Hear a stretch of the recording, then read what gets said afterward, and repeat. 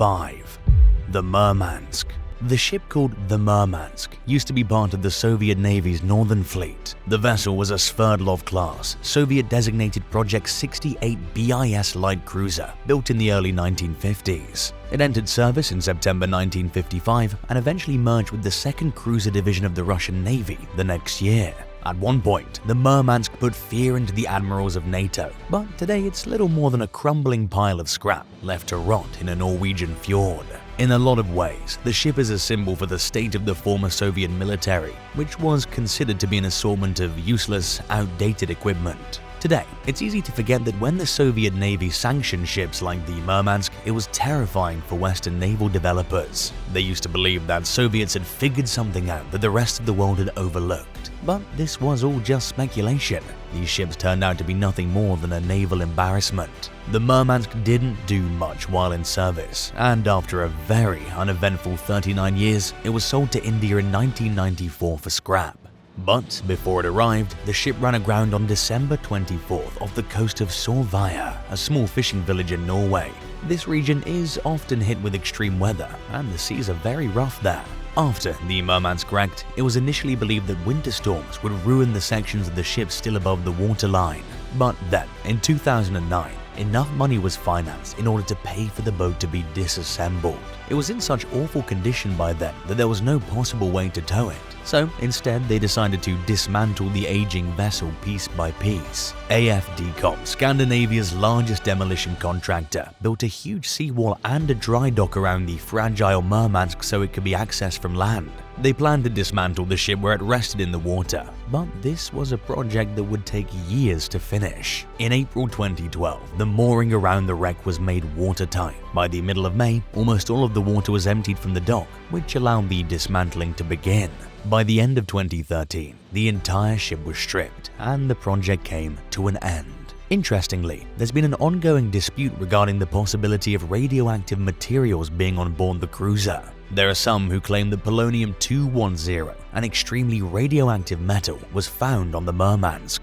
These rumors began to circulate in 2008 when Bologna and Veolia, environmental organizations, claimed that they found a source of radioactivity around the wreck site. These claims caused a wave of panic among residents of the nearby fishing village, who at the time were experiencing an increase in cancer cases. Thankfully, this was later debunked, as the source of the so-called radioactive material was just luminescent paint that once coated the switches and indicators on the Murmansk. The paint only contained a small amount of isotopes, which proved to have no biological impact. Now that the wreckage is dismantled, it seems like the world has forgotten that this ship once sat on the seabed in Norway for 20 years. Any hope of reviving the vessel was abandoned, and although you can't go to see the Murmansk with your own eyes, the project completed by AFDCom can be viewed online, since they took apart the ship piece by piece.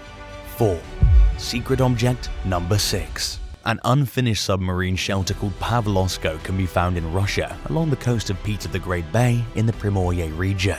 The structure was built using solid concrete, and its semicircular arches are reminiscent of the Cold War, when the US and the Soviet Union were in a nuclear arms race. Pavlovsko, better known as Secret Object Number 6, was originally intended to be a submarine base for the Soviet Navy's Pacific Fleet. The structure is just 12 miles from the port town of Nakhotka, and today the entire facility is completely abandoned.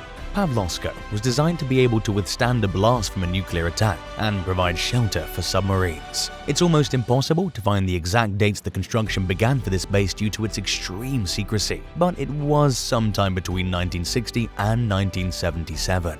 During the 1980s, building was slow thanks to a lack of funding, and eventually the entire project was shut down when the Soviet Union collapsed. Another main reason construction efforts were halted was because of the Strategic Arms Reduction Treaties, START 1, between the US and Soviet Union. On July 31, 1991, START 1 was signed with the goal of limiting and reducing strategic offensive arms. Then, just 4 months later, the USSR collapsed, taking any hopes of finishing Pavlovsko with it. Entrances to the underground structure were blocked off, and even though most of the building was finished, the rest of the base would never be completed. By the time the project was abandoned, the shelter already consisted of 2 main tunnels connected by a network of secondary tunnels spread out across 3 levels. This was an impressive engineering feat, since everything had been carved into solid cliff rock. According to a local community of urban explorers called the KFSS, the first tunnel is at least 1,470 feet long and is 62 feet wide.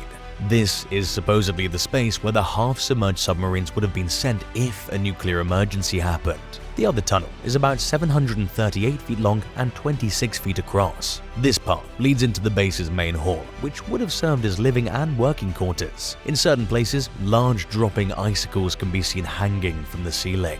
Since the Russian Navy is unlikely to reveal all the base's secrets, it's hard to determine just how large the shelter is. Most of the entrances have either been blocked off or flooded, so getting into the structure isn't exactly easy to do. Since Pavlovsko is within the territory of an operational submarine base known as Pavlovsk, trespassers are not allowed nearby.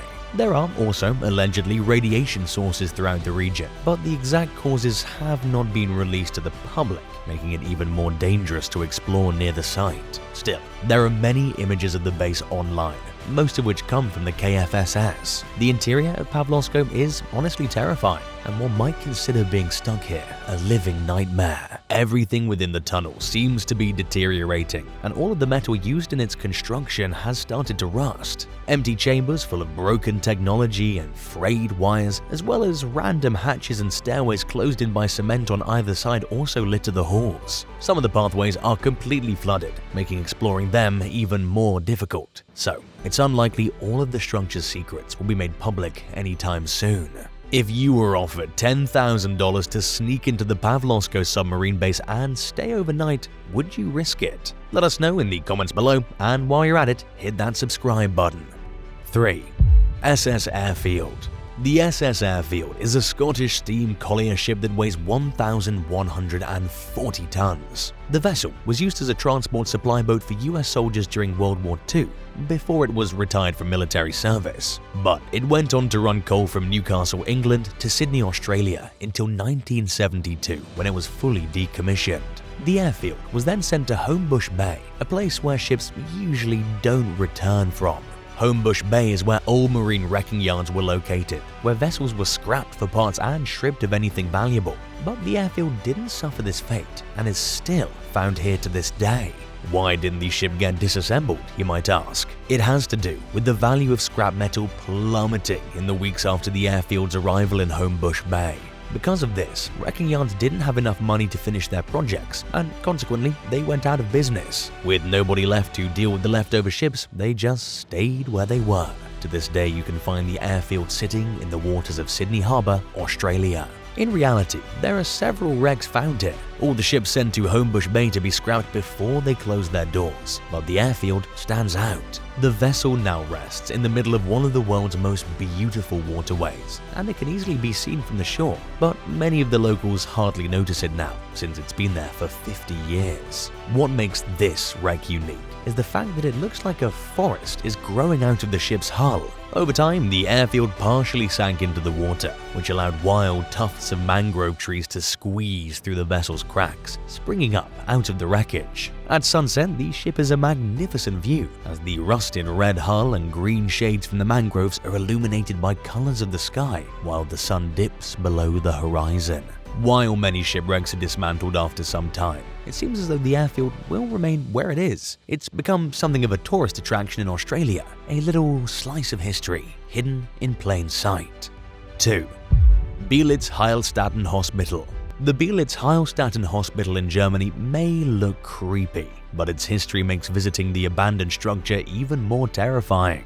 It was built in 1898. And is a complex made of approximately 60 buildings. The hospital served as a sanatorium for those suffering from lung diseases between 1898 and 1930. During this time, the facility housed people with then fatal illnesses like tuberculosis. Throughout World War I, it also acted as a field hospital, treating the poor souls affected by new weapons of destruction like mustard gas and machine guns. Perhaps serving as the start of his twisted ideologies, Adolf Hitler was sent here as a young soldier after being blinded during a British gas attack.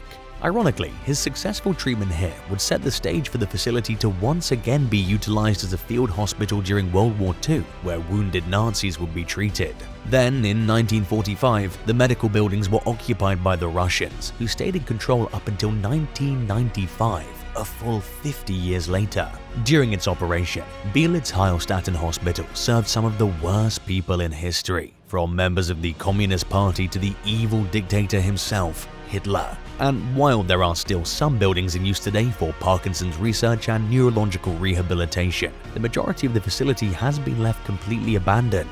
The psychiatric ward, rifle range, and surgery ward were all left to fall apart, perhaps in hopes of forgetting some of the gruesome things that happened here. We won't go into too many details, but almost everyone is aware of some of the horrific experiments carried out by the Nazi Party. Up until 2015, people were able to walk right into the abandoned buildings and explore the grounds. Various pictures can be found online showing off walls full of chip paint and the empty hospital wings. The images conjure up images of a horror film.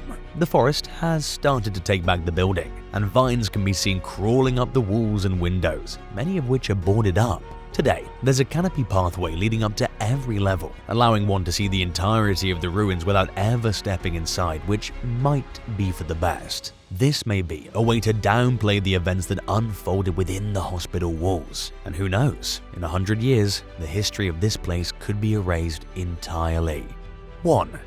New Jersey Sea Star. In the countryside town of West Milford, New Jersey, the abandoned remains of a military airplane known as the Sea Star can be found in the woods. In 1962, the aircraft crashed about 50 miles from Manhattan, only 900 feet from the closest neighborhood. To this day, the wreck can be accessed from a cul-de-sac. The Sea Star served as a military jet fighter, but it made its final flight during the summer of 1967. For unknown reasons, it fell from the sky and landed in the woods near Echo Lake. Residents reported the crash to the West Milford Police Department after they saw the incident from the nearby Maccapin Road. The first on the scene was a police sergeant named Bill Geneder, who got there by following the smell of burning grass and a trail of sheared-off treetops. When he first laid eyes on the plane, the ground around the vessel was on fire, but the Sea Star itself remained unburned.